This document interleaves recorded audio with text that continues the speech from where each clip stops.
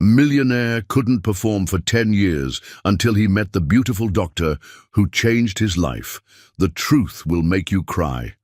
What happened is one of the greatest stories you'll ever hear. If you miss this, you'll definitely lose a gem. This story is dedicated to my beautiful, loyal and loving family, the ones who have always stood by me. Everything begins with love, and that's where our story starts. Before we dive in, I have one small favor to ask. Please like this video, subscribe and comment present so I know my family is here. Your love gives meaning to every word I speak. Thank you for being my greatest gift. They say a man's castle is his kingdom, but mine became a tomb where I buried my manhood alive, one poisoned cup at a time. Andrew Benjamin stood in what used to be called the Grand Hall, though there was nothing grand about it anymore. Dust covered the marble floors like a burial shroud. Cobwebs hung from the crystal chandelier that hadn't sparkled in years. The mansion still breathed wealth in every corner. Imported Italian furniture, original paintings on the walls, silk curtains that cost more than most people's cars, but it all felt hollow, dead, like everything else in his life. He walked to the window overlooking what used to be immaculate gardens.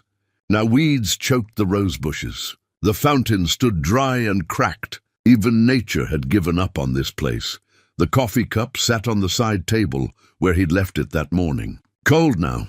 He stared at it, remembering all those other cups, all those mornings. The memory hit him like it always did, sharp, cruel, unforgiving. She'd been beautiful, stunning, really. The kind of woman who turned heads when she entered a room. Long legs, perfect smile, eyes that promised everything. He'd been a fool to believe any of it was real. "Here's your coffee, darling," she'd say every morning, her voice sweet as honey. "I made it special for you. You work so hard. You need to relax." He could see her now in his mind, standing in their bedroom in a silk robe, holding that cup with both hands like it was precious. Like he was precious. Just some herbs, she'd smiled when he asked. "For your stress. A doctor friend recommended them. They'll help you sleep better, feel stronger." He'd believed her. God, how he'd believed her.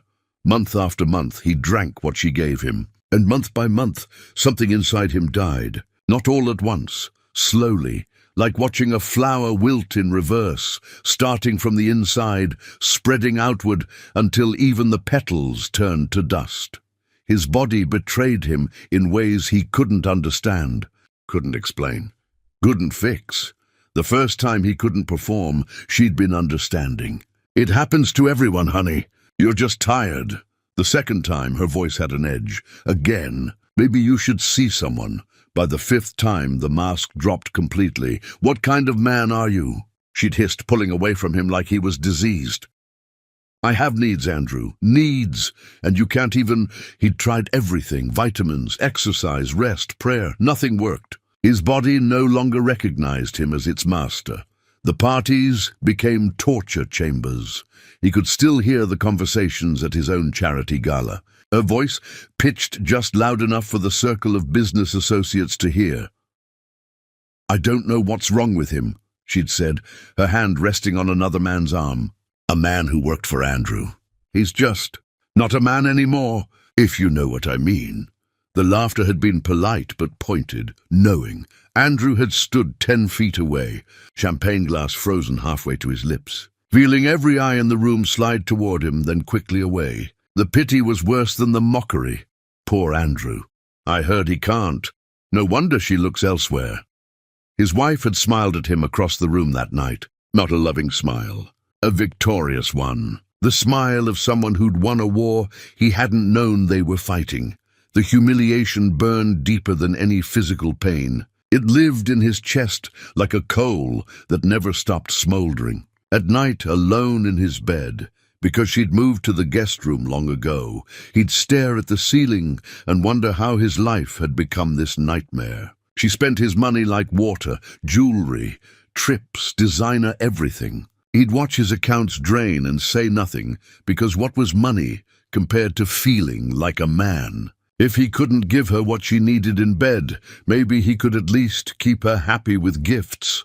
Pathetic. He knew it even then. But love makes fools of everyone, and he'd loved her desperately. Or thought he did. Maybe it was just the terror of being alone that kept him holding on. The final night replayed in his mind with crystal clarity. His own charity gala, an event he'd hosted for years, raising funds for children's hospitals. Hundreds of the city's most influential people filling the ballroom downstairs in this very mansion. She'd worn red, blood red, a dress that left nothing to imagination. She'd walked to the center of the ballroom, taken a microphone from the band, and smiled at the crowd. "I have an announcement," she'd said, her voice cutting through the music. Andrew had been near the bar, sensing disaster but unable to move. "I'm leaving my husband," she'd announced, her words echoing off the marble walls. "I'm leaving this weak, broken man who can't even satisfy a woman. And I'm going with someone who actually knows how to treat me right."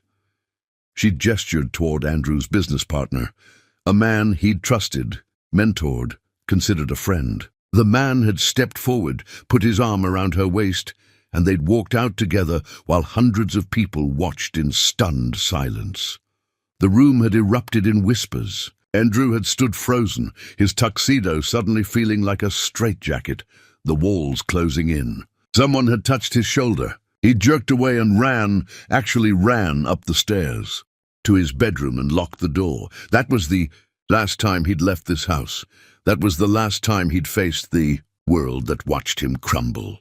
The years blurred together after that. At first, people called, knocked on the door, sent letters. He ignored them all. Eventually, they stopped trying.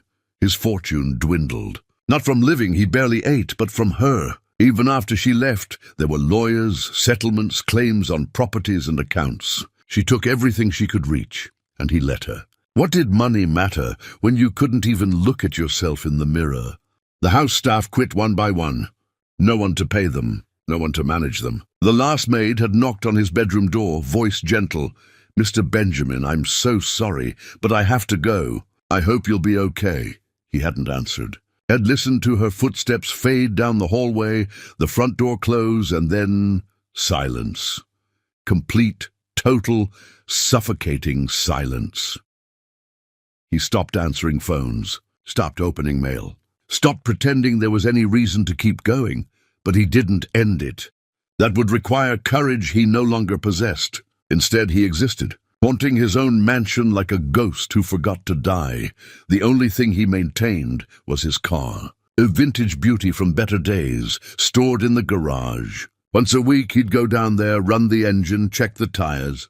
It was the only ritual that connected him to who he used to be, who he'd been before she poisoned him, literally and figuratively, until there was nothing left but shame and silence. He never went to a hospital, never sought help. The thought of sitting in a waiting room, explaining to some doctor that his wife had destroyed his manhood with mysterious medicines while he was too stupid to notice, the humiliation was unbearable. Better to just fade away quietly, alone, forgotten. Andrew looked at the cold coffee cup again and felt nothing. He'd felt nothing for so long that numbness seemed like his natural state. Then something changed. The silence was broken by a sound he hadn't heard in months, his own stomach. Growling, loud, insistent, demanding. When had he last eaten? Yesterday? The day before? He couldn't remember. The kitchen was empty. Bare, nothing but dust and regret. For the first time in years, Andrew felt something other than shame. He felt hunger, basic, primal, undeniable hunger. The realization shocked him. His body still wanted to live, even if his mind had given up. He walked to the garage on unsteady legs. The car gleamed in the darkness, the only thing in his life he hadn't let decay. He ran his hand along the hood, feeling the cold metal beneath his palm. Just to get food, he told himself. Just this once. He climbed behind the wheel, turned the key, and felt the engine roar to life. The sound vibrated through his chest, powerful, alive, everything he wasn't. Andrew backed out of the garage for the first time in forever. The evening sun hit his eyes, and he squinted against brightness he'd forgotten existed. The world looked different, sharper, more real than his shadowy existence inside those mansion walls. He drove without thinking, letting muscle memory guide him, away from the city, away from anyone who might recognize him. The countryside stretched endlessly on both sides. Fields, trees, emptiness. The storm came from nowhere. One moment the sky was clear, the next it opened up with fury. Rain hammered the windshield. Thunder shook the frame. Lightning split the sky in jagged white scars. Then the engine sputtered. "No," Andrew whispered. "No, no, no." The car rolled to a stop on the side of an empty road, middle of nowhere.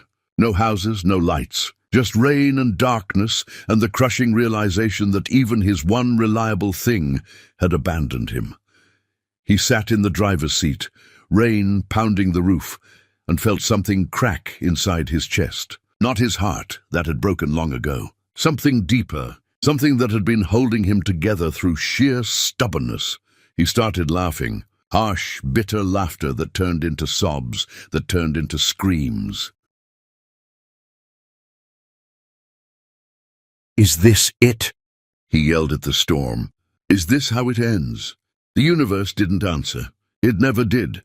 Through the rain-streaked windshield, something caught his eye. A light, small, distant, but unmistakably real. A single point of warmth in all that cold darkness. Andrew grabbed his jacket, threw open the car door, and ran toward that light like a drowning man, swimming toward shore. Chapter 2. The Woman Who Saw Through Ghosts. The clinic appeared through the rain like something from a dream. Small, wooden, glowing with impossible warmth. A hand-painted sign swung in the wind. "Countryside Medical Clinic, all welcome." Andrew stumbled up the steps, his clothes plastered to his body, and pounded on the door, once, twice.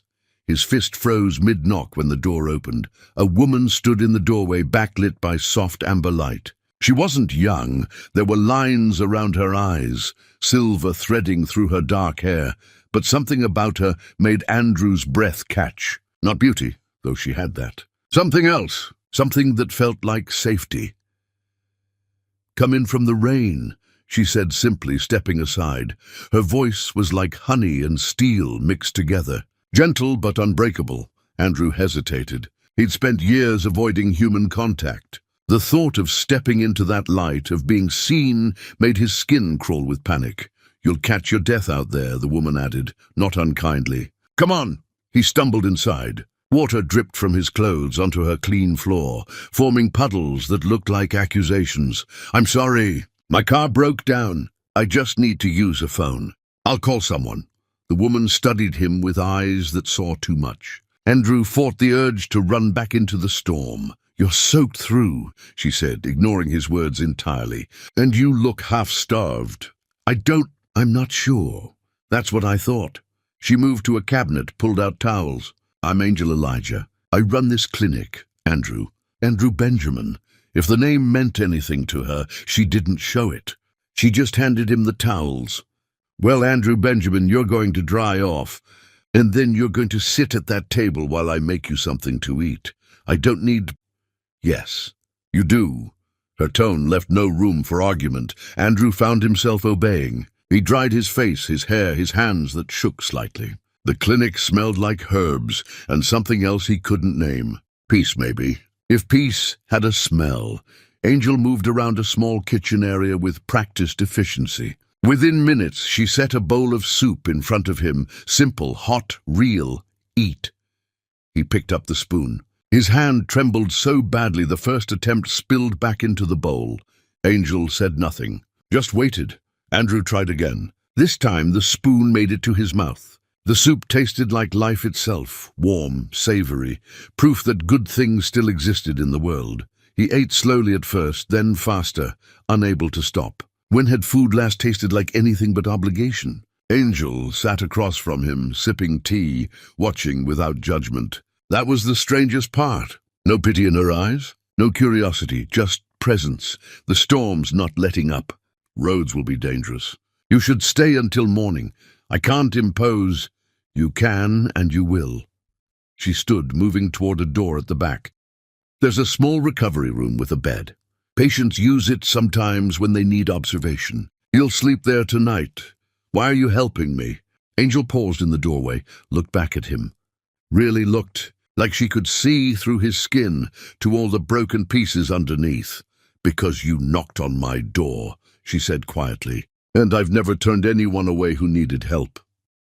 She disappeared into the back room. Andrew sat alone with his empty bowl and a feeling he couldn't name. Not hope, not yet, but something adjacent to it. Something that whispered maybe he wasn't completely invisible after all.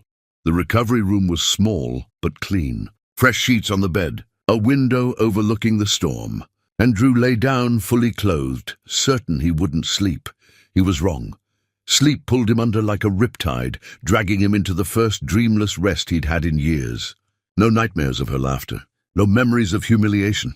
Just darkness and quiet and the sound of rain on the roof. When Andrew woke, sunlight streamed through the window. Morning. He'd slept through the entire night. The realization shocked him. Voices drifted from the main room. Angel talking to someone. A patient, probably. Andrew sat up slowly. His body ached everywhere.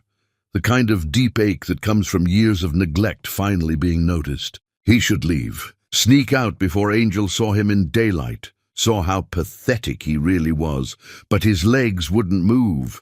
The door opened. Angel stepped in carrying a tray. Coffee, toast, eggs. Thought you might be hungry. You don't have to. I know I don't have to.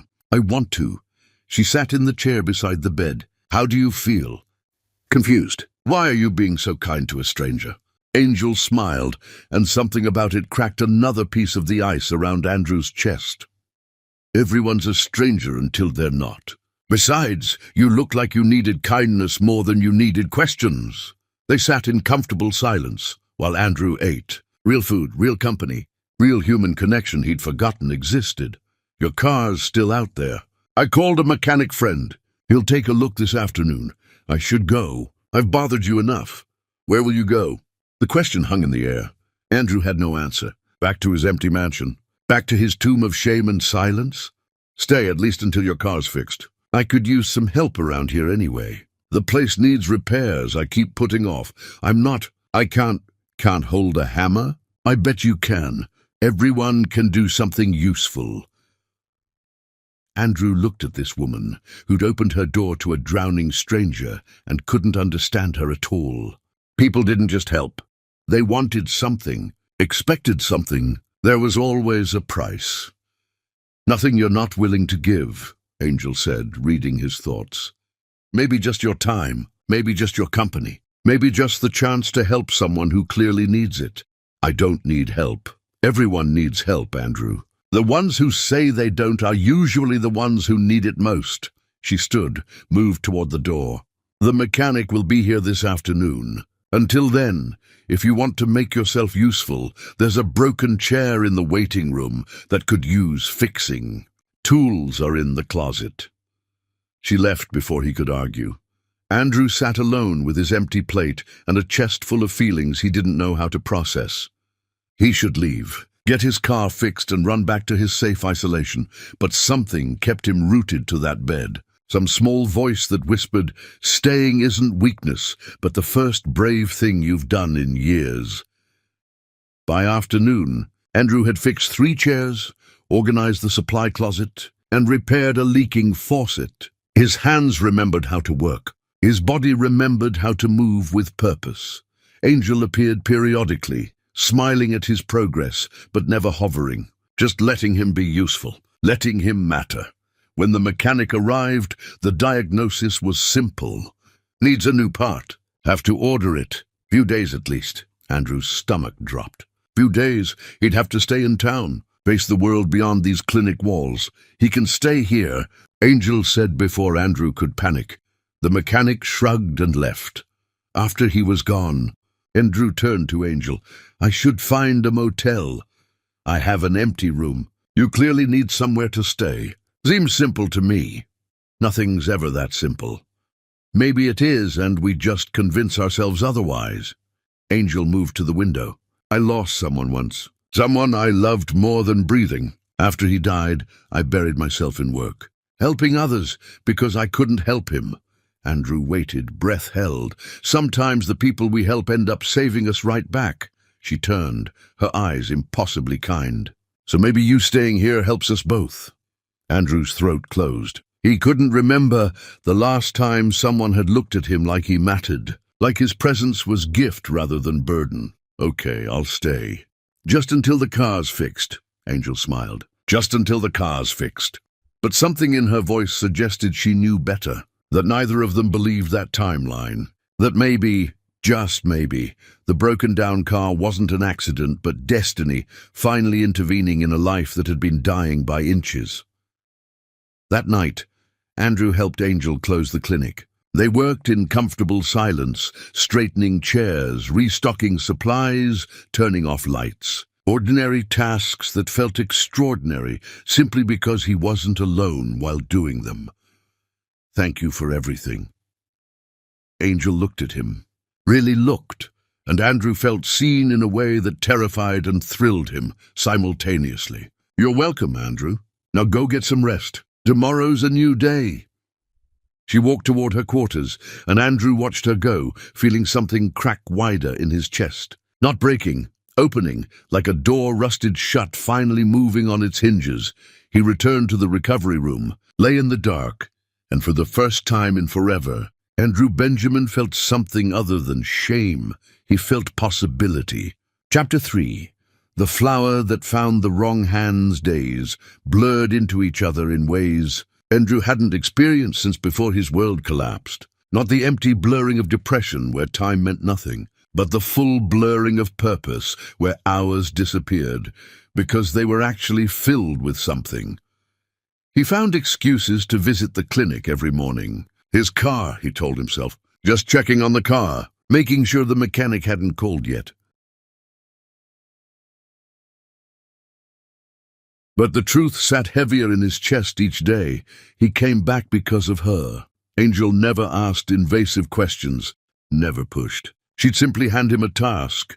Fix this shelf, organize these files, sit with nervous patients in the waiting room, and let him exist without explanation, without judgment. It was terrifying and wonderful and completely foreign to everything Andrew had known. One afternoon, Angel was bandaging a little boy's scraped knee while his mother fretted nearby. Andrew watched from across the room, mesmerized by how gentle Angel's hands were, how her voice soothed the child's tears, how naturally kindness flowed from her like light from the sun. "You're staring," came a raspy voice beside him. Andrew jumped. An elderly woman sat in the waiting chair next to his, grinning with knowing eyes. I'm not, oh, honey. Don't bother denying it. These old eyes still work just fine." She patted his arm. "That Angel's something special, isn't she?" "She's very good at what she does," the woman cackled. "That she is. Saved my life twice now. Heart troubles. But that's not what I'm talking about, and you know it." Andrew's face burned. Was he really so transparent? She deserves someone good, someone with a kind heart, someone who'd treat her like the treasure she is. She does. So what are you waiting for, young man? Andrew looked at her, startled. She wouldn't. I've been alive a long time, son. I know what it looks like when two people are meant to find each other. Question is, are you brave enough to try? Before Andrew could respond, Angel called the elderly woman back for her examination. She winked at Andrew as she shuffled past. "Don't waste time, honey. Life's too short, and good ones like her don't stay single forever." Andrew sat alone, with her words echoing in his head. Was it really that obvious? Did Angel know? The thought simultaneously thrilled and horrified him. That night, lying in the recovery room that had become his unofficial home, Andrew made a decision. Tomorrow. Tomorrow he'd tell her. Not everything, God, he couldn't tell her everything, but enough. Enough to let her know that she'd changed something in him, that these days at her clinic had given him back a piece of his humanity. Morning came with agonizing slowness. Andrew rehearsed his speech 100 times, rewrote it, simplified it, complicated it again. By noon, he'd worked himself into such a state of nervous energy that he had to leave the clinic entirely. The small town had a market square. Andrew walked there on shaking legs, drawing a few curious glances from locals, but no recognition. Good. He needed anonymity right now, needed to blend into normalcy. A flower stand caught his eye, simple bouquets in mismatched vases. An old man tended them, humming softly to himself, "Help you, son. I'm looking for—" Andrew struggled to articulate. "Lady friend," something like that. The man selected a single white rose, simple, elegant, perfect. "This says what words can't. Trust me." Andrew paid him, clutched the rose like a lifeline, and walked back toward the clinic with his heart hammering against his ribs. This was insane, reckless. She'd probably laugh at him, or worse, pity him, but he couldn't stop walking. His feet carried him forward like they'd made their own decision. The clinic's waiting room had a few patients scattered in chairs. Angel stood at the reception desk writing notes. She hadn't seen him yet. This was it. No more cowardice, no more hiding. Andrew took a breath so deep it hurt. Stepped forward. Another step, another. Angel glanced up, smiled that smile that turned his insides to liquid. "Hey, you! Thought you'd disappeared on me. I went to get—" His tongue turned to cement. "You okay? You look pale." "I'm fine. There's something I need to say to you." Angel's expression shifted to concern. She set down her pen. This was the moment. Everything hinged on the next words out of his mouth. Andrew closed his eyes. Courage. He just needed courage. He held out the rose, eyes squeezed shut because looking at her while doing this felt impossible. "Angel, I know this is crazy, and I know I'm probably the last person you'd ever, but I need you to know that you've given me something I thought was dead hope, purpose, a reason to wake up in the morning that doesn't feel like punishment." He felt the rose leave his hand. Relief crashed through him. He'd done it. Actually done it. Thank you. Just thank you for seeing me when I was invisible. He opened his eyes. A woman stood before him, but it wasn't Angel. It was the elderly woman from the waiting room, the one who told him not to waste time. She held his white rose in both gnarled hands, tears streaming down her wrinkled cheeks, her expression radiating pure joy. Oh my gracious, at my age, how wonderful, how absolutely wonderful." Andrew's blood turned to ice. "I'm so moved. I haven't received a flower from a gentleman since my Herbert passed. This is the sweetest thing anyone's done in years."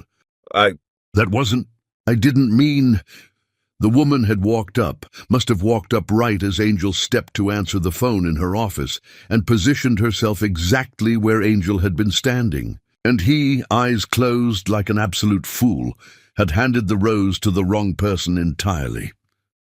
The waiting room went silent. Every patient stared.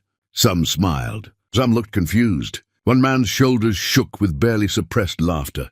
Andrew's face burned hotter than the sun. His lungs forgot how to work. "You're such a romantic gentleman," the elderly woman proclaimed to the room at large. "Young people don't do this anymore. They don't appreciate the simple gestures. But this man understands elegance." Scattered applause broke out. Actual applause. From her office doorway, Angel appeared, phone still in hand.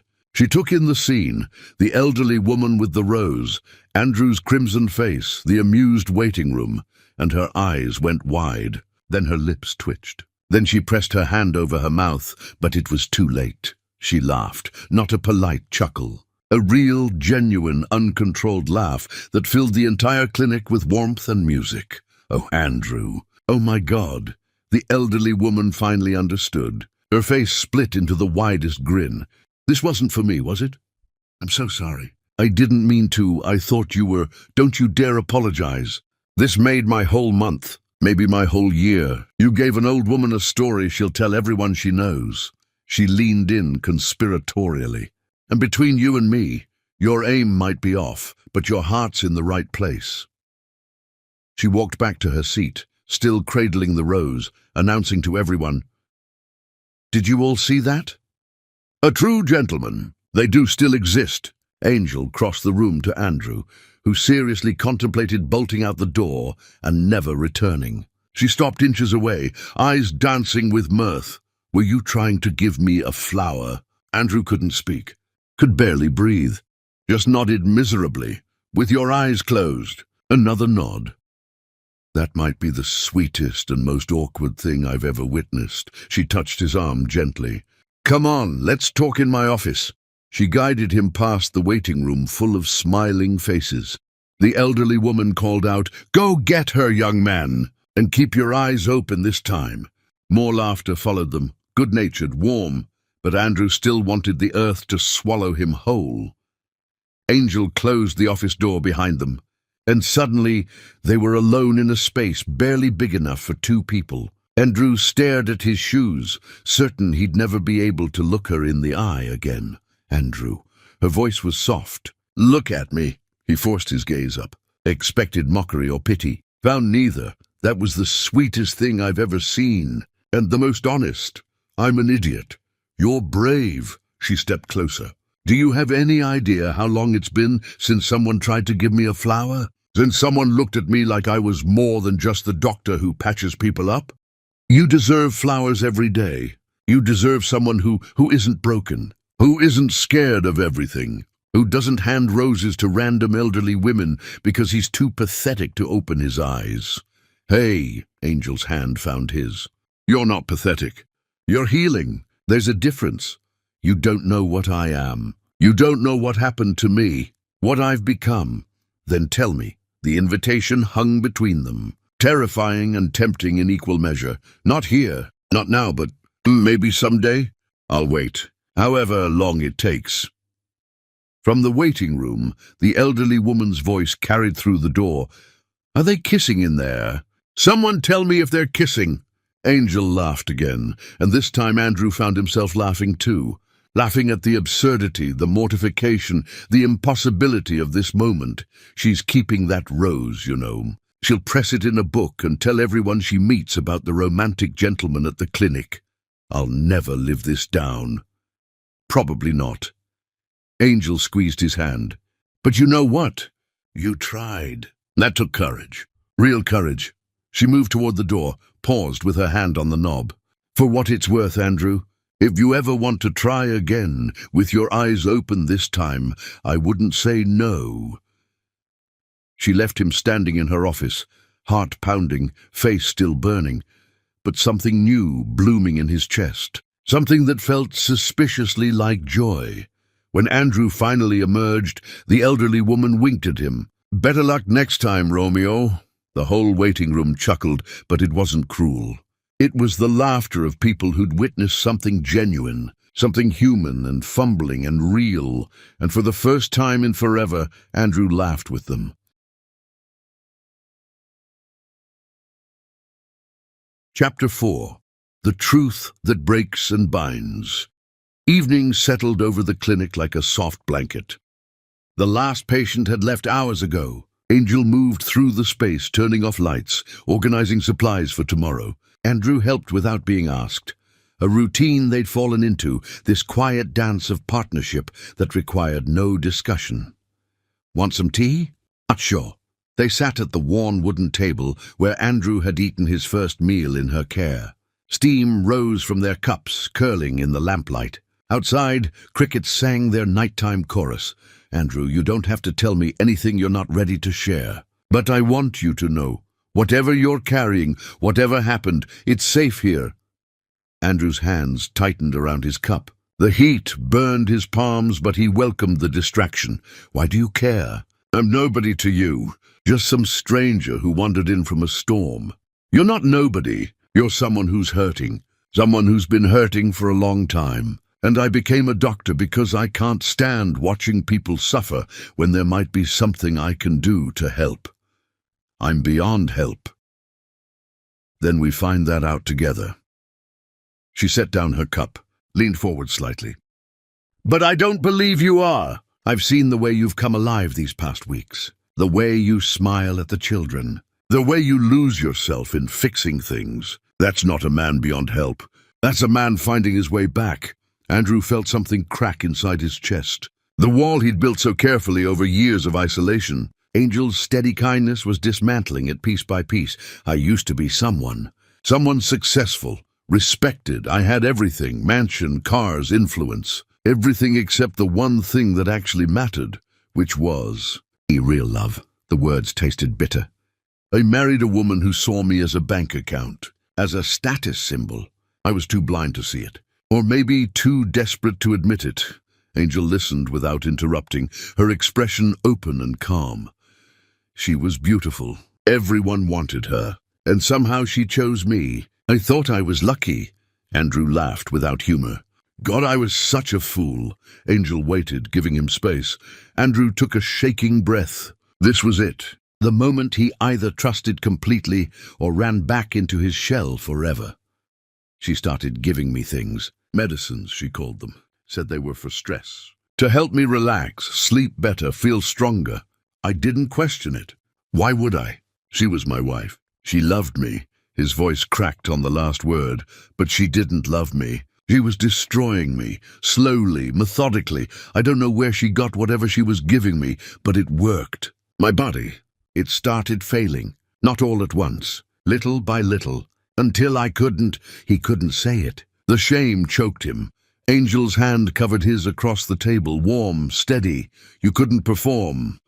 Andrew jerked his gaze up, shocked. No mockery in her eyes. No disgust. Just understanding. Yes, I became less than a man, and she made sure everyone knew it. At parties, at gatherings, she'd humiliate me, whisper to people just loud enough for me to hear, tell them I was broken, useless, not really a man at all. Tears burned his eyes, and he couldn't stop them from falling. Years of held-back grief finally breaking through. I tried everything. Different approaches, rest, exercise, nothing worked. Because she kept poisoning me, kept handing me those cups every morning, and I kept drinking them like the idiot I was. Until I had nothing left. No money, she spent it all. No dignity, she destroyed that publicly. No ability to even feel like I deserved to exist. Angel's grip tightened on his hand. When there was nothing left to take, she left me. Made a huge scene at my own event in front of hundreds of people. Announced she was leaving me for someone who could actually satisfy a woman. Then walked out with my business partner while everyone watched me crumble. The whole story spilled out. The isolation, the shame, the years of death while still breathing. Everything he'd never told another soul. When he finished, silence pressed down like a weight. Andrew waited for her to pull her hand away, to make excuses, to politely suggest he leave and never come back. Instead, Angel stood, walked around the table and knelt beside his chair. She took both his hands in hers and looked up at him with eyes that held no pity, only fierce determination. Listen to me, Andrew Benjamin. What happened to you was abuse. You were systematically poisoned and psychologically tortured by someone who was supposed to love you. None of it was your fault. But I let it happen. I drank what she gave me. I stayed when I should have. You stayed because you loved her, because you trusted her, because you believed in your marriage vows. That's not weakness. That's loyalty. She weaponized your goodness against you. I'm broken now, permanently. It's been years and I can't. I'm not a man anymore. Angel's expression turned from gentle to something almost angry. Stop saying that. You are a man, a good man, a man who survived something horrific. Your body may have been damaged, but bodies can heal. It's just a question of finding out what the damage is and treating it properly. I can't go to a hospital. I can't face the questions, the exams, Then let me examine you. Here, privately. Let me run some tests, figure out what we're dealing with. You don't have to face strangers. You don't have to explain yourself to anyone but me. Andrew stared at her, hardly daring to believe. Because I'm a doctor, and you need help. And because I care about you, Andrew. More than I probably should for someone I've only known a little while. But I do. You shouldn't. I'm not worth... Let me decide what you're worth. Her hands framed his face, forcing him to look at her. Let's heal this together. Whatever it takes, however long it takes. But you have to trust me. Andrew looked into her eyes, really looked, and saw no deceit, no hidden agenda, just honest compassion from a woman who saw him at his absolute worst and still didn't flinch. I'm terrified. Good. That means you still have something worth fighting. For I don't know if I can do this. Then we'll cross that bridge when we come to it. But I don't believe you are too far gone. I've seen men damaged by trauma, by medication, by psychological warfare. The human body is resilient, Andrew. And from what you're describing, you were systematically poisoned. That means there's a chance, a real chance, that with proper treatment your body can recover. Hope flickered in Andrew's chest. Dangerous, terrifying hope. You really think so?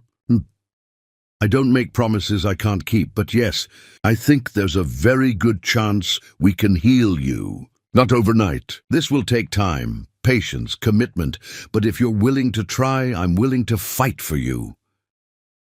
Andrew felt something shift fundamentally inside him. For years, he'd believed himself beyond redemption, beyond repair. But here was this woman, this stranger who'd become something more, telling him that maybe, just maybe, he wasn't as broken as he thought. Okay, I'll try. Angel smiled, and it transformed her entire face. That's all I need. We'll start tomorrow. Simple blood work first. Then we'll build a treatment plan based on what we find. She stood, pulled him up with her. You should rest. This was a lot. Angel? Yeah? Thank you. For not seeing me as disgusting, as less than human. Her expression turned fierce again. You're one of the bravest people I've ever met. It takes courage to survive what you survived. It takes even more courage to risk hope again. She walked him to the recovery room, and at the door, Andrew turned back. I'm scared of getting better. Why? Because what if I get better and you realize I'm not worth the effort? What if I'm still not enough? Angel's hand touched his cheek. Andrew, you're already enough. Broken or whole, you're enough. The healing isn't to make you worthy of love. You already are. The healing is so you can feel worthy of it.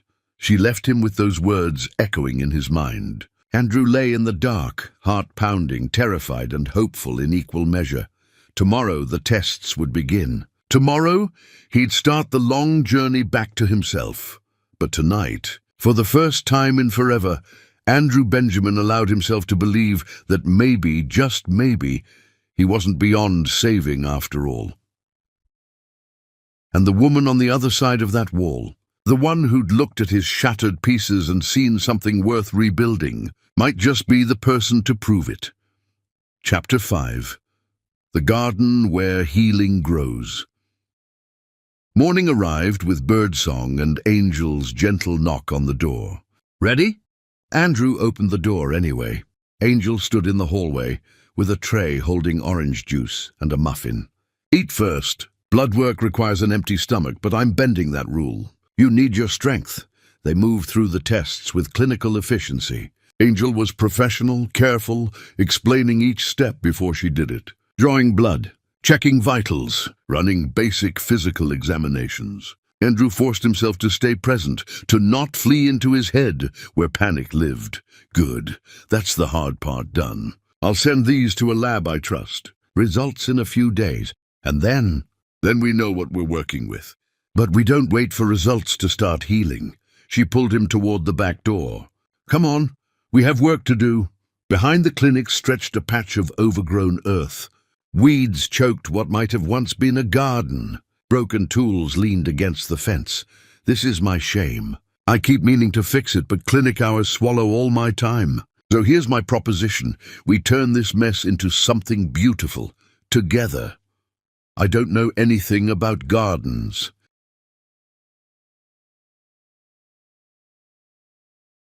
Neither do I, really. We'll figure it out as we go.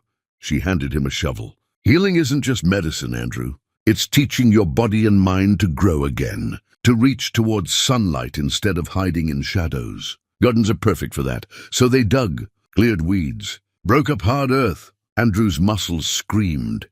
He'd been sedentary for so long that even simple labor exhausted him. But there was something meditative about it, something that quieted the chaos in his head. You know what this reminds me of? Starting over. You can't plant new things until you clear out the old growth. Remove what's choking the soil. Andrew understood the metaphor. You're not subtle. Never claimed to be. She grinned. But am I wrong? No, you're not wrong. Days flowed into each other, marked by garden work and clinic tasks. Angel created a routine: morning tests, afternoon labor, evening discussions about the treatment plan taking shape in her mind. She prescribed herbal supplements to flush toxins, designed exercises to rebuild his atrophied muscles. Most importantly, she talked to him about everything and nothing. About her past, her dreams, her reasons for becoming a doctor. I was engaged once. He was everything I thought I wanted. Smart, funny, ambitious. Angel's hands stilled in the dirt. Car accident, sudden. One day he was here, the next he wasn't. I almost didn't survive his death. Not physically, emotionally. I drowned in grief for years. Finally realized I had two choices: die with him or live in a way that honored what we had. So, you became a doctor. So I became someone who could save others when I couldn't save him. She looked at Andrew with eyes that had seen their own share of darkness. We all carry our ghosts, Andrew. The question is whether we let them haunt us or teach us. Andrew felt seen in a way that went beyond the physical. I don't know how to let go of mine. You don't have to let go, just make peace. There's a difference. Time passed. The garden began showing signs of life, tiny green shoots pushing through soil they'd tended so carefully. Andrew watched them with something like wonder. Growth was possible. Even in dead earth, new life could emerge. The blood work results arrived on an overcast morning. Angel spread the papers across her desk, reading with focused intensity. Andrew stood by the window, afraid to breathe. Andrew, her voice was controlled. Come look at this. He moved on wooden legs to stand beside her. See these levels? Heavy metal toxicity. Specifically, compounds that interfere with hormonal production. Whatever she was giving you wasn't just random herbs. This was deliberate chemical castration. The words hit like a physical blow. There are substances, some medicinal, some not, that suppress testosterone production. Combined with psychological trauma, Angel looked up at him. Your body was attacked from every direction. But here's the important part, it's treatable. Your levels are depressed, not destroyed. With chelation therapy, proper supplementation, time, we can reverse this. Hope and terror warred in Andrew's chest. Months, maybe more. But Andrew, this is good news. Your baseline function is still there. It's just been suppressed. We wake it back up? Andrew looked out the window at their garden, at the impossibly fragile shoots of green fighting their way towards sunlight. If plants could do it, maybe he could too. Yes, I'm ready. The treatment began in earnest. Angel administered chelation therapy through IV drips that pulled the toxins from his system. She prescribed supplements that tasted horrible, but apparently rebuilt what had been torn down. Most challenging were the meditation exercises. Close your eyes. Breathe. Focus on your body without judgment. I hate my body. I know. That's why we're doing this. You need to rebuild your relationship with yourself. It was agony. Sitting with his feelings, his shame, his rage at what had been stolen. But Angel sat with him through it all, breathing when he breathed, present when he wanted to flee. You're doing so well, she'd say. And Andrew would believe her because she never lied. The garden grew. So did Andrew. Not just physically, though his muscles regained definition from the daily labor. But internally, the constant panic that had lived in his chest began to ease. The shame didn't disappear, but it lost its chokehold. One afternoon, a young couple came to the clinic. The woman was pregnant, glowing, her husband hovering protectively. Andrew helped them check in, watched them laugh together, and for the first time, the sight didn't fill him with bitter envy. Instead, he felt possibility, distant but real. Angel noticed. She always noticed. You smiled at them. Did I? A real smile. Not the fake ones you give when you think you're supposed to. Andrew considered this. I think I'm starting to believe it's possible. Joy, I mean. For me, it is possible. Angel's hand found his as they stood in their garden, surrounded by plants they'd grown together. You're already so much stronger than you were. Because of you. Because of us. This is partnership, Andrew. I'm guiding, but you're doing the work. You're choosing to heal every single day. Something shifted in the space between them. The air felt charged, heavy with unspoken things. Andrew's heart hammered against his ribs. Angel, not yet. When you're ready, when you're whole, when you can say it without fear of obligation or gratitude, then I'll listen. But not yet. She was right. Of course she was right. But Andrew's chest ached with everything he couldn't say. Time passed. The garden exploded with life. Tomatoes, peppers, herbs, flowers. Angel used the herbs in her practice. The vegetables fed them both. The flowers simply existed to be beautiful, which Andrew found oddly profound. His body changed. Strength returned to limbs that had forgotten what power felt like. His mind cleared of the fog that had clouded it. Most startling stirrings of physical response. Nothing dramatic, just awareness, sensation where there had been only numbness. He didn't tell Angel immediately. Was afraid to jinx it. But one morning, while they worked side by side repotting plants, her arm brushed his, and something sparked through him. Unmistakable. Real. Andrew froze. Angel noticed his stillness. You okay? I think something just... He couldn't find words. Understanding dawned in her eyes. Oh, Andrew. It's not much. Just a flicker. But I haven't felt anything like that in years. That's your body remembering. Coming back online, they stood in the garden they'd created together, and Andrew felt tears streaming down his face. Not from sadness, from relief so profound it bordered on religious. It's working. You're saving me. We're saving you. Every day you choose to keep going, to keep trying. That's you saving yourself. More time arrived quietly. Andrew woke one morning and realized he felt good. Not perfect, not undamaged, but good. His body felt like his own again. His mind had space for thoughts beyond shame and fear. Angel ran the final tests. When she reviewed the results, her smile could have lit the entire clinic. Your levels are normal. Andrew, you're physiologically healthy. Whatever damage was done, we've repaired it. Andrew sat down hard in the chair. All those days of daily work, of trusting this woman who'd saved him in every way a person could be saved. And now, I'm whole again, he said, testing the words. You were always whole, just wounded. There's a difference. That night, as Andrew lay in the recovery room that had become his home, he touched his own body without revulsion for the first time in forever, felt the strength in his muscles, the steady beat of his heart, the slow stirring of desire, not for anyone in particular, just the basic human capacity to want, to feel, to be alive. Tomorrow, he'd tell Angel everything he'd been holding back. Tomorrow, he'd stop hiding behind gratitude and fear. Tomorrow, he'd be brave enough to risk his heart one more time. But tonight, he simply marveled at the miracle of being human again, of inhabiting his own skin without shame, of planting gardens and watching impossible things grow. Chapter 6, The Night Everything Changed. The storm rolled in without warning on a humid evening, and Drew stood in the garden watching dark clouds swallow the sky, feeling the electricity in the air that promised violence. He should go inside, secure the plants they'd worked so hard to nurture. But something kept him rooted there, face tilted toward the coming rain. "Andrew!" Angel called from the back door. "Get in here before you're soaked." He turned, saw her silhouetted in the doorway, backlit by warm clinic light.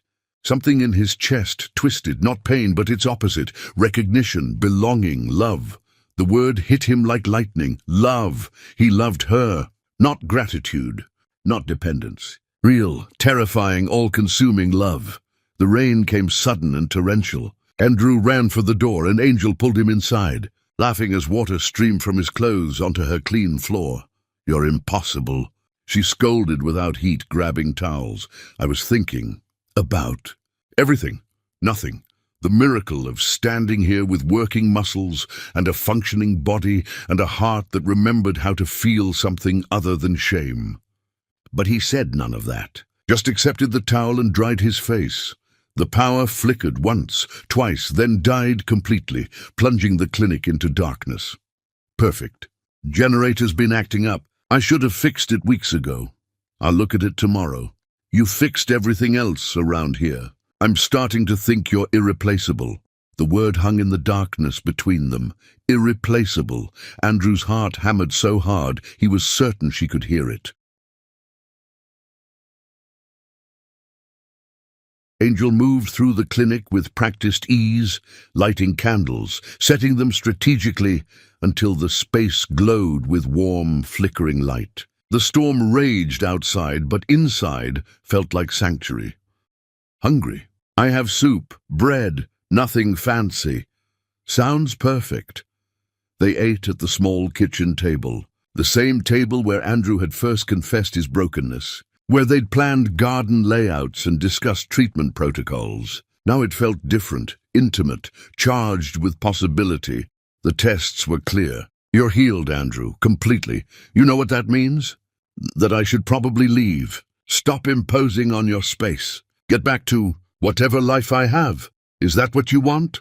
The question sat heavy between them. Andrew set down his spoon, met her eyes across candlelight. "No, I don't want to leave. But I don't know what I'm allowed to want anymore." "Why not?" "Because everything I have, my health, my strength, my ability to feel human again, it's all because of you." "How do I separate gratitude from everything else?" Angel leaned forward, candlelight painting shadows across her face. This was it. The moment he either risked everything or retreated into safety. Andrew took a breath that hurt. "I love you, not because you healed me, not because you gave me back my life. I mean, you did those things, and I'll always be grateful. But I love you because of who you are. Your terrible jokes, the way you hum while you work, how you see beauty in broken things, the kindness you show everyone who walks through that door." Tears streamed down his face, and he didn't try to stop them. "I love you because you looked at me when I was less than nothing and saw someone worth saving. Because you planted a garden with me and taught me that growth is possible even in the deadest soil. Because every morning I wake up and the first thing I want is to see your face." His hands shook so badly he had to grip the table edge. "But I'm terrified, Angel, terrified that I'm confusing everything, that I'm broken in ways we haven't fixed yet, that I'll disappoint you or hurt you or prove that I'm still not enough. So if you tell me this is just gratitude, if you tell me to leave, I'll go. I'll find a way to be okay. But I needed you to know, before I lost my courage. I needed you to know that you changed everything." Silence. Just candlelight and storm sounds, and Andrew's racing heart. Then Angel stood, walked around the table, knelt beside his chair like she had months ago when he'd first confessed his trauma. "Andrew Benjamin, I've been waiting to hear those words."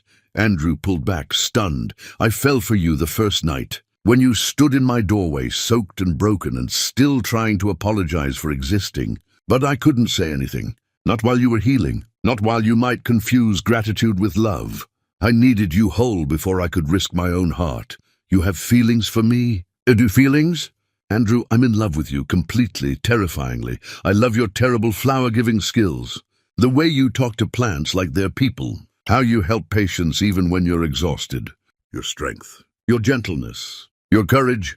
She kissed his forehead, and Andrew felt electricity shoot through his entire body. "I love the man you were before she destroyed you. The man you became while surviving hell. And the man you're becoming now. All of it. All of you.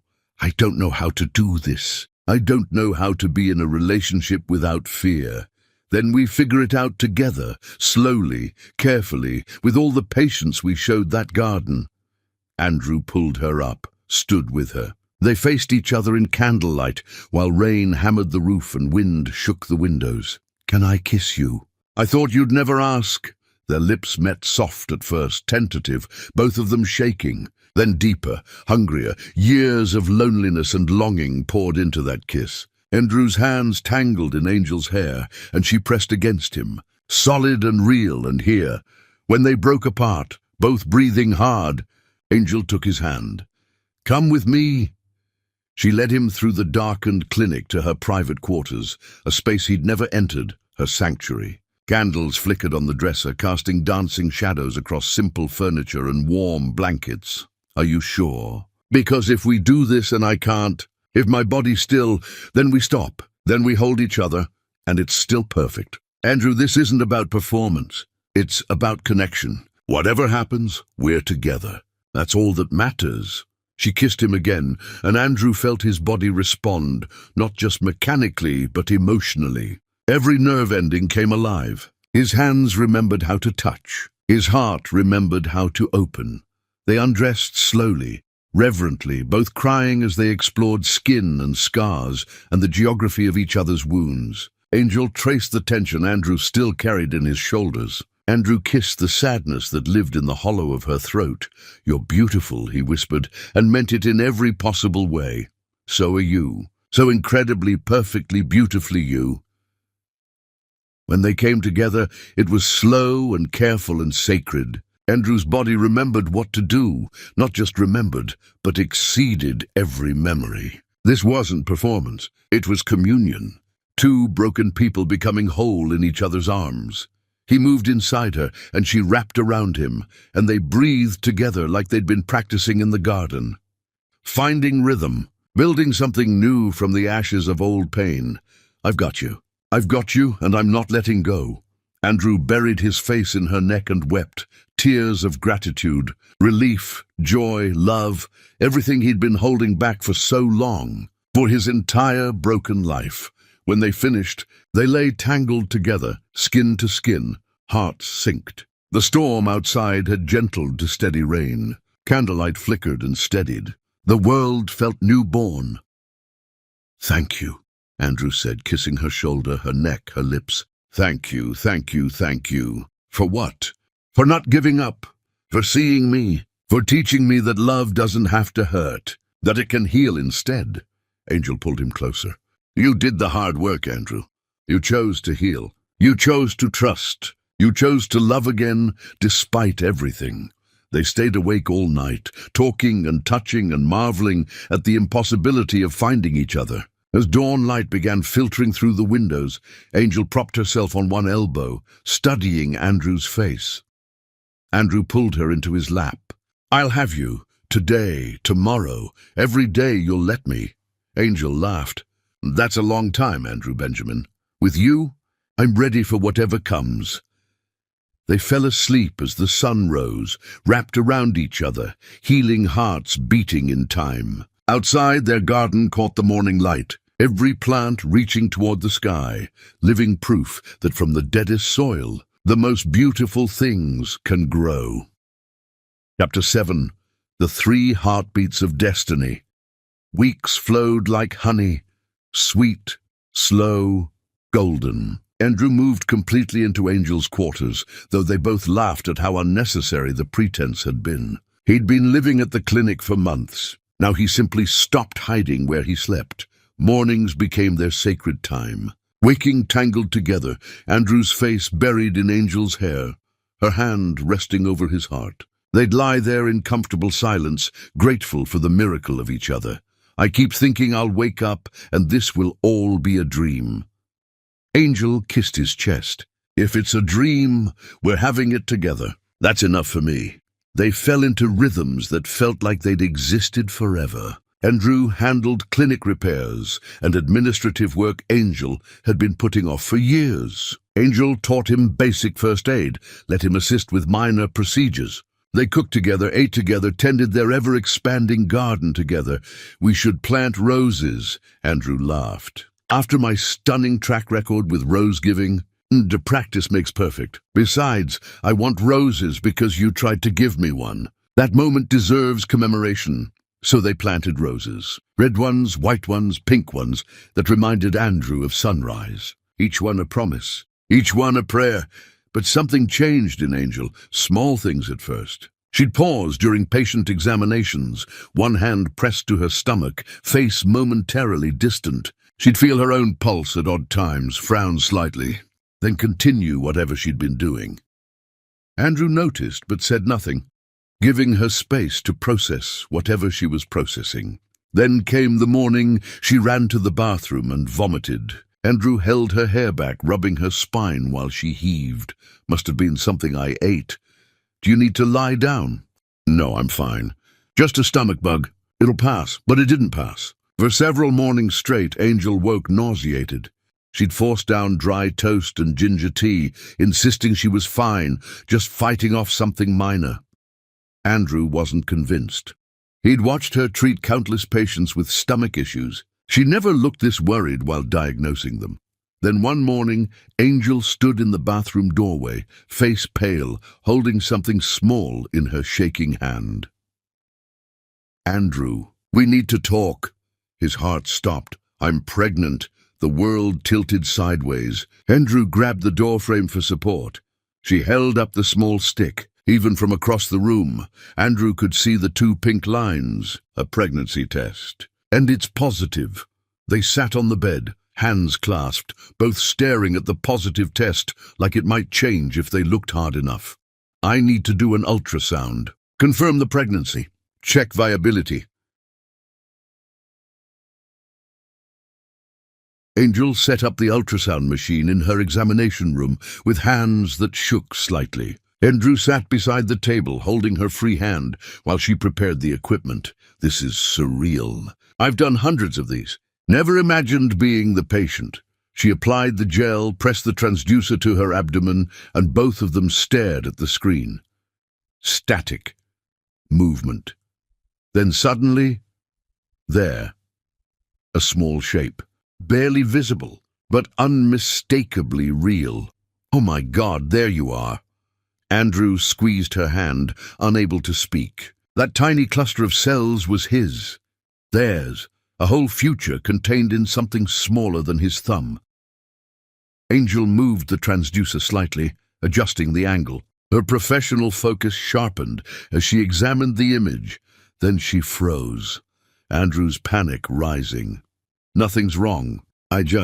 Hold on." Angel moved the transducer again, more deliberately. Checked another angle. Her eyes went wide. "Andrew! There's 2. 2 babies. Look, 2 distinct sacs. 2 separate heartbeats." "Wait." Angel's voice had gone very quiet. Very professional. The voice she used when something was either very wrong or very extraordinary. "Just give me a second." She adjusted the transducer one more time. Held it still, counted silently. Oh my God, Andrew. Not twins, triplets, 3 separate sacs. 3 heartbeats! "Andrew, I'm pregnant with triplets." The room spun, actually spun. Andrew gripped the edge of the examination table, like it was the only solid thing in a universe gone mad. 3 babies. 3 babies. They stared at each other. Then back at the screen, where 3 tiny forms pulsed with impossible life. Angel turned fully to face him, forgetting the ultrasound entirely. "I spent years thinking children weren't in my future, that I'd given up that possibility when I lost my fiancée. And then you walked into my clinic, broken and beautiful, and you gave me back hope. You gave me back life." Tears streamed down her face. "Now we're creating 3 new lives, 3 chances at joy, 3 little people who'll be part you and part me. It's terrifying. It's impossible. It's the most perfect thing I've ever heard." Andrew pulled her into his arms, both of them crying and laughing and holding each other like they'd drown without the anchor of each other's bodies. "Marry me." Angel pulled back. "Marry me. Not because you're pregnant, though that's incredible. Not because I owe you, though I owe you everything. Marry me because I love you. Because I want to build a life with you. Because I want those 3 babies to have parents who chose each other every single day. I don't have a ring. I don't have a plan. I just have this." He took her hand, pressed it over his heart. "A heart that beats because you taught it how. A life that exists because you refuse to give up. And love. So much love I don't have words big enough to contain it." Angel's hand stayed pressed to his chest, feeling the steady rhythm of the heart she'd saved. "Yes. Yes, I'll marry you. Yes to everything." They kissed desperately, joyfully, 2 people who'd survived their own private hells and somehow found heaven in each other's arms. 3 babies. "We're having 3 babies. Jimmy, Tommy, and Henry," Angel said, then laughed at his startled expression. "I don't know where that came from. The names just appeared in my head. Jimmy, Tommy, and Henry, our sons. Our sons." Angel placed both their hands on her still flat belly. "Our family." They stayed like that, wrapped around each other, hands covering the impossible miracle growing inside her. Outside, the sun climbed higher. Inside, 3 tiny hearts beat their first rhythm, a song of renewal, of second chances, of lives redeemed through the simple act of refusing to give up hope. I was dead. You gave me life. Now we've created 3 more. Angel kissed him softly. We saved each other, Andrew, and now we get to save them. 3 perfect chances to love without fear. I'm terrified. Me too. But we'll figure it out, together, just like we figured out everything else. Andrew looked at the ultrasound screen one more time, at the 3 tiny shapes that represented his entire future. Jimmy, Tommy, and Henry. Our boys. Our family. Our miracle. And in that moment, standing in a simple clinic with the woman he loved and 3 heartbeats barely big enough to register, Andrew Benjamin understood what he'd spent so long searching for. Home wasn't a place. It wasn't a mansion or a bank account or status. Home was this. Love and life and impossible miracles growing in the space between 2 people brave enough to try again. Chapter 8. The Preparation for New Life. Andrew attacked the nursery renovation with the intensity of a man possessed. The small room beside Angel's quarters had been used for storage. Boxes of old medical files, broken equipment, forgotten things. Now it would house 3 cribs, 3 changing tables, 3 of everything. You don't have to do this all at once. Yes, I do. They need a perfect space, clean, safe, bright. He looked up, saw her amused expression. I'm being obsessive, aren't I? A little, but it's adorable. She waddled over. Her belly had expanded dramatically in recent weeks, carrying 3 babies instead of 1. They won't care if the walls are perfectly painted, Andrew. They'll just care that we love them. I know, but I care. I need them to have everything I can give them.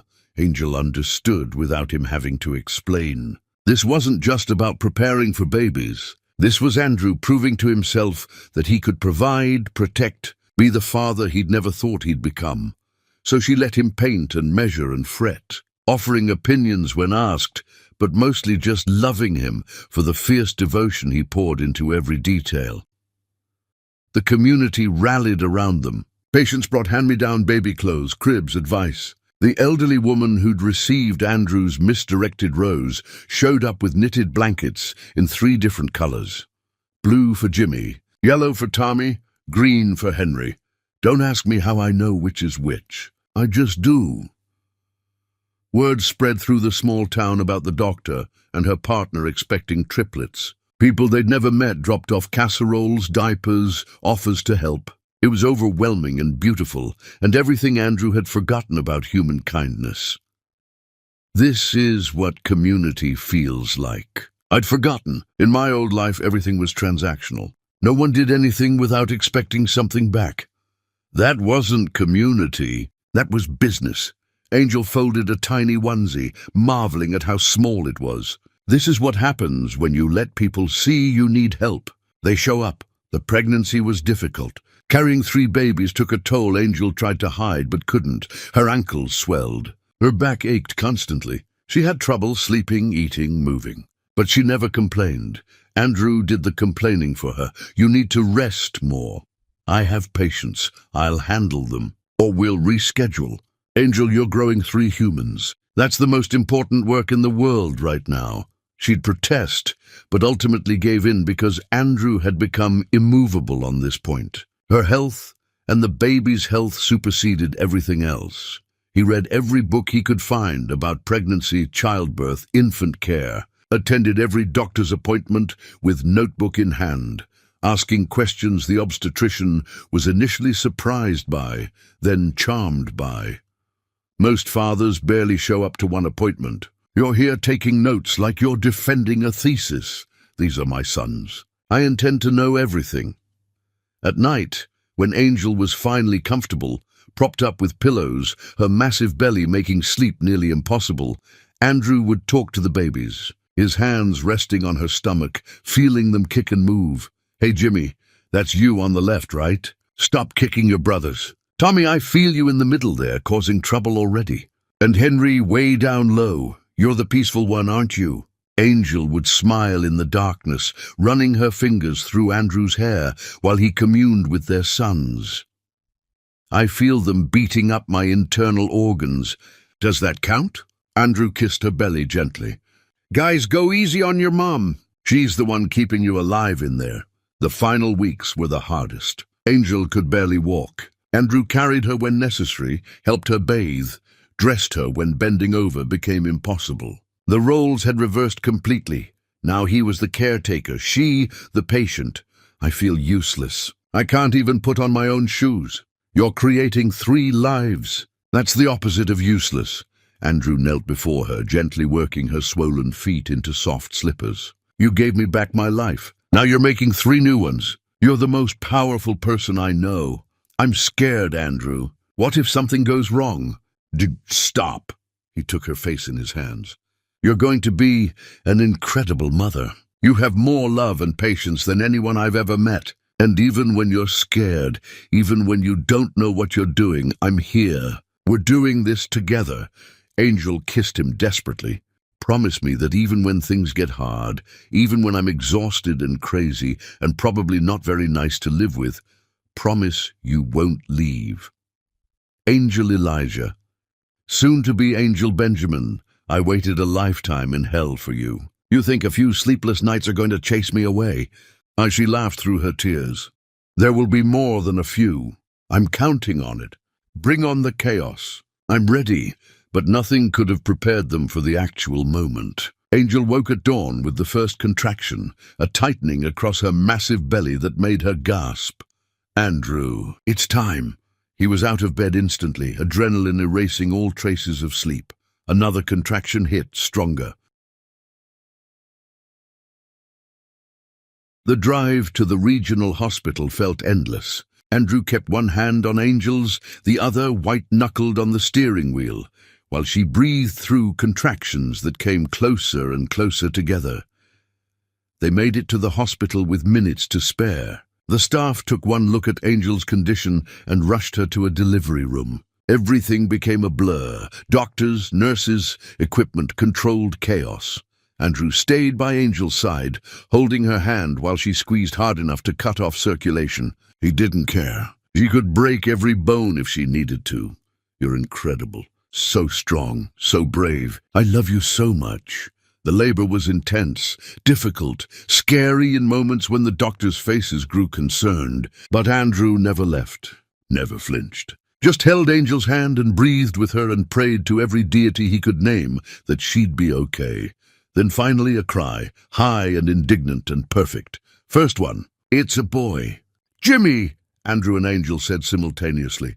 They placed him on Angel's chest for a brief moment, eyes squeezed shut, face red, absolutely beautiful, before taking him to be checked. Minutes later, another cry joined the first. "Number 2! Another boy." "Tommy!" Andrew laughed, crying openly now. Angel was exhausted, her face pale with effort, but she smiled. "One more. Come on, Henry, come meet your brothers." The third delivery was the hardest. The doctor's concern deepened. Angel pushed with everything she had left. Andrew felt helpless, useless, terrified of losing her after coming so far. Then soft and quiet, a third cry. And the last one. "Congratulations, it's a boy. Henry, that's our Henry." They brought all 3 boys to Angel, placing them carefully on her chest.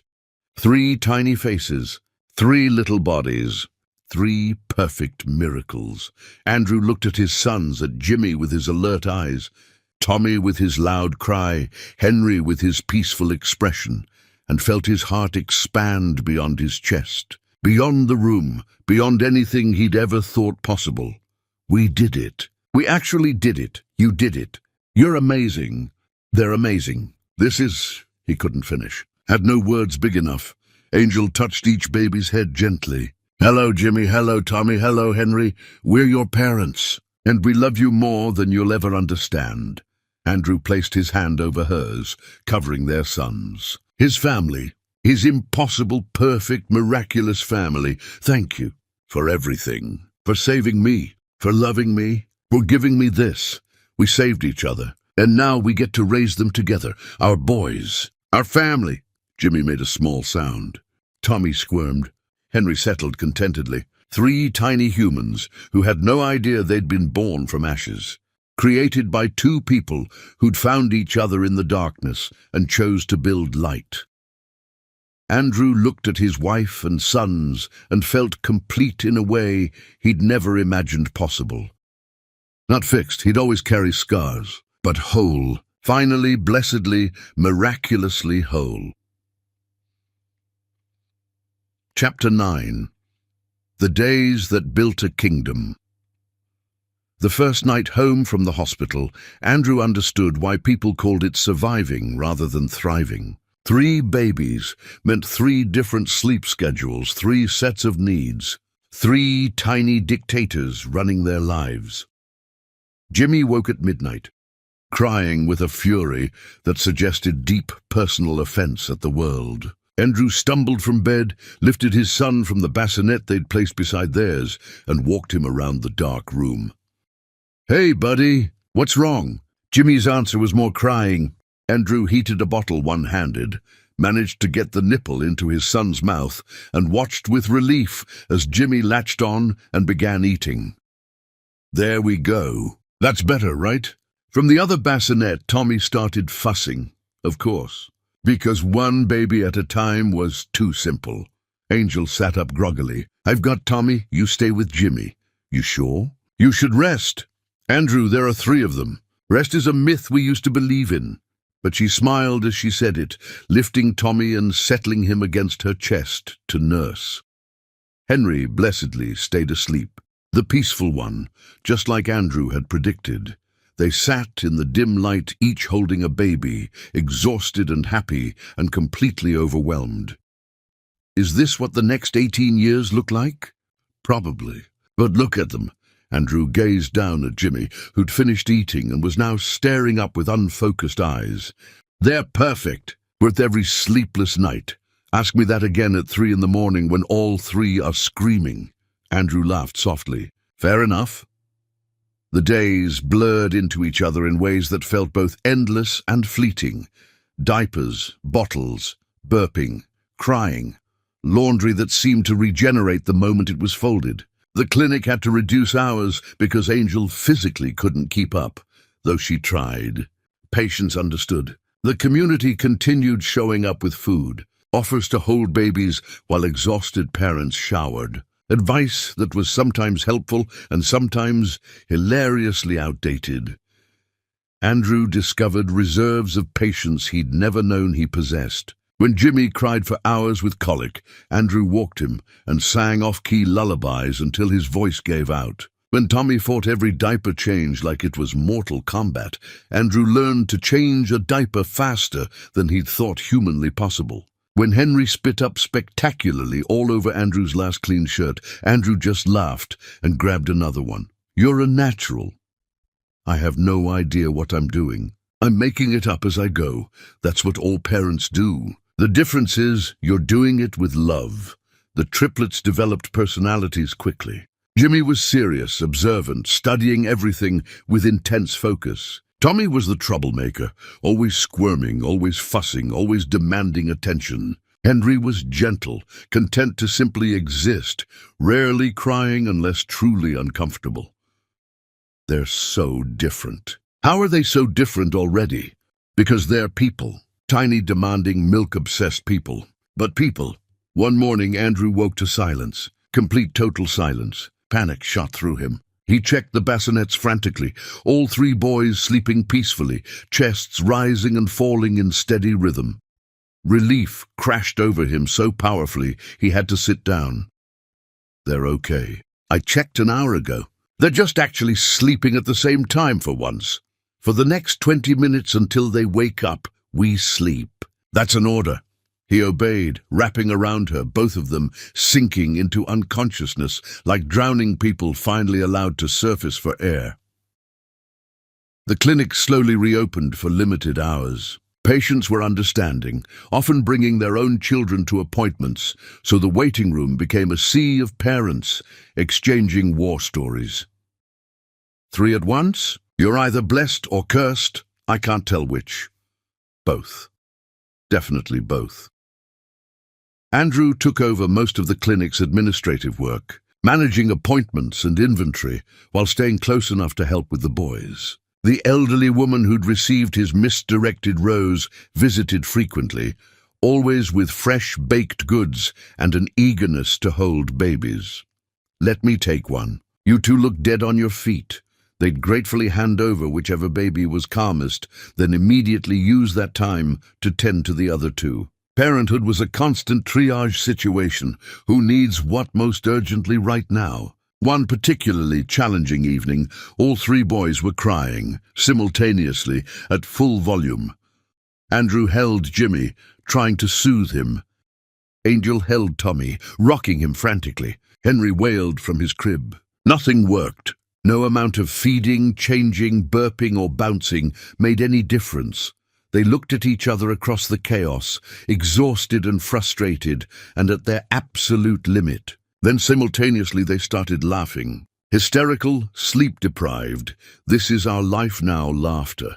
The babies, perhaps confused by their parents' bizarre response, slowly quieted. One by one the crying tapered off until blessed silence returned. They stood in the middle of their living room, each holding a baby, laughing until tears streamed down their faces. Not from sadness or frustration, but from the pure absurdity of loving these tiny humans so much while simultaneously having no clue what they were doing. As weeks turned into months, routines emerged. The boys started sleeping in longer stretches. Andrew and Angel learned to function on fragmented sleep. The clinic returned to almost normal hours. Life found a rhythm, chaotic, exhausting, but undeniably theirs. Andrew often found himself standing in the nursery doorway at night, watching his sons sleep in their matching cribs. Jimmy on the left, Tommy in the middle, Henry on the right. Three perfect miracles, who had no idea they'd been born from their father's resurrection. Angel would find him there, wrap her arms around his waist, rest her head against his back. "I don't deserve this. Any of this. You them this life. Stop that. You deserve every good thing that's ever happened to you. And more. I spent so long believing I was nothing. Less than nothing. And now," he gestured to his sleeping sons, "now I have everything.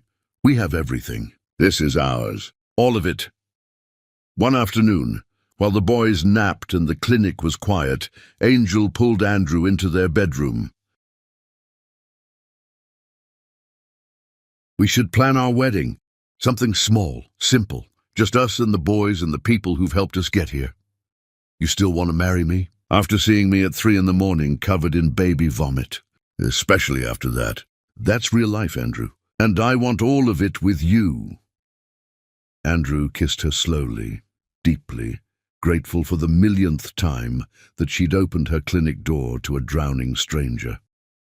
"How about the garden? Where we planted everything together, where this all really began. Perfect, absolutely perfect. They planned it together over stolen moments, between diaper changes and feeding times. Nothing elaborate. Just honest vows and promises and 3 babies as witnesses to their parents choosing each other." The night before the wedding, Andrew sat in the nursery with all 3 boys. Jimmy was awake, staring at his father with solemn eyes. Tommy slept fitfully. Henry made soft sounds that might have been dreams. "Tomorrow, your mom and I get married. We're already a family, but tomorrow makes it official.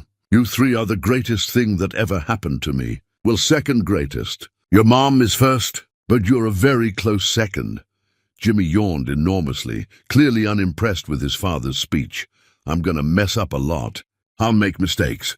I won't always know what I'm doing. But I promise you this, I will love you every single day. I will show up. I will try.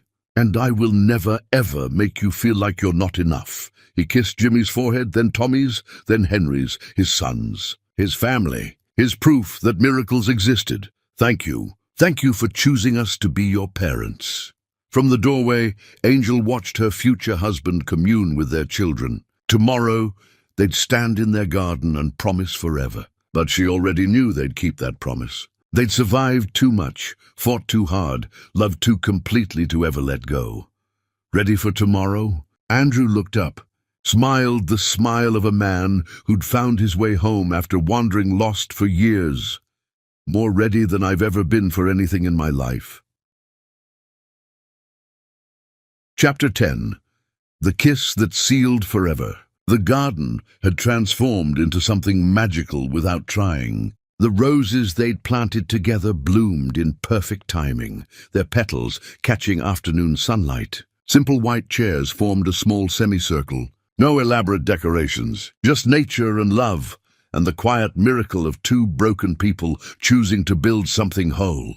Angel stood in her quarters, adjusting the simple white dress she'd chosen. Nothing fancy, nothing that tried too hard. Just her, honest and real, about to marry the man who'd taught her that saving someone could mean saving yourself.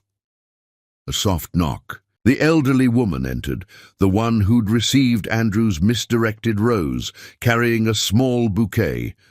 For you, dear, from your groom. He wanted to make sure you got the right flower this time.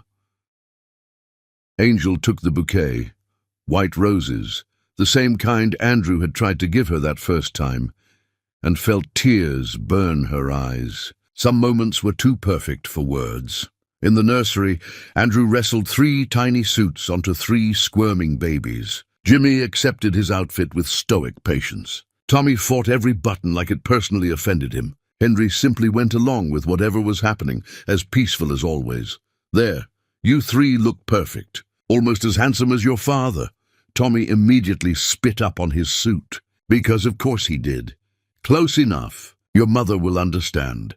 The ceremony was small. Just the people who mattered, the patients who'd become friends, the neighbors who'd brought casseroles, the doctor who'd delivered the triplets. Andrew stood at the makeshift altar they'd created from garden arbor, holding Henry, while a volunteer held the other 2 boys in the front row. Then Angel appeared, walking through the garden they'd built together, and Andrew forgot how to breathe. She was radiant, not because of the dress or her hair or any external thing. She simply glowed with joy so pure it seemed to emanate from her skin. Hi. Hi, yourself. You look... I don't have words. That's okay. I don't need words. The efficient, a kind woman from town smiled at them both. Shall we begin? They spoke vows they'd written themselves. Andrew went first, his voice shaking. Angel, you found me when I was drowning. You saw worth in a broken man who couldn't see it in himself. You didn't just heal my body. You taught me how to be human again, how to hope, how to love without fear. You gave me these 3 perfect boys, and more importantly, you gave me you. I promised to choose you every day, to laugh with you, cry with you, build gardens with you for the rest of our lives. Angel's turn. She took his free hand while he held Henry. Andrew, you walked into my clinic during a storm, and I thought I was saving you. Turns out you were saving me right back. You reminded me that healing goes both ways. That strength isn't about never breaking. It's about having the courage to rebuild. You're the best man I know, and I can't wait to spend forever proving it to you. They exchanged simple bands. The officiant pronounced them husband and wife. Andrew carefully handed Henry to Angel, freeing both his hands so he could frame her face properly. I love you. I love you too. Now kiss me before I start crying. He did, soft and sweet and full of every promise they'd just made. The small gathering applauded. The triplets made various baby sounds. It was perfect chaos. After the ceremony, they mingled briefly with guests, accepting congratulations and well wishes. Then Angel disappeared with the boys to nurse them, while Andrew cleaned up chairs with several volunteers. His phone buzzed in his pocket. He pulled it out, intending to silence it, but saw the message was from an old business contact he hadn't heard from in years. Curiosity made him open it. Hey, Andrew. Weird message to send on what I heard is your wedding day, but thought you should know. Saw your ex-wife today.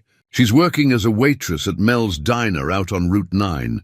Looks rough. The guy she left you for apparently dumped her not long after they got together. Lost everything. Just thought you'd want to know karma exists. Congrats on the wedding, man. Andrew read it twice. 3 times. waited for the rage, the satisfaction, the vindication he'd imagined for years. Nothing came, just peace. He found Angel in their bedroom, all three boys fed and sleeping peacefully in their baskets. She looked up as he entered. "Everything okay?" "I got a message." "About her, my ex-wife." Angel's expression shifted to concern. Andrew sat beside her, showed her the message. Angel read it silently, then looked at him carefully. Andrew looked at his sleeping sons, then at his wife standing beside him in the garden where he learned to be human again. He felt peace, pure, overwhelming, unexpected peace. No revenge, no anger, no bitterness, just peace. He showed Angel the message. She squeezed his hand, giving him space to feel whatever needs to be felt. Andrew looked up at the stars above them, the same stars that witnessed his years of death and his resurrection through love. He turned back to Angel, takes her face in his hands one more time, and kissed her deeply under those stars, a kiss that says everything words can't when they part. He's smiling. "Thank you for giving me pain first, so I could understand the meaning of true love." And under the stars, with his wife in his arms and his three sons sleeping beside them, Andrew Benjamin finally understood. Sometimes the poison that nearly destroys you is just destiny's brutal way of leading you home. The end.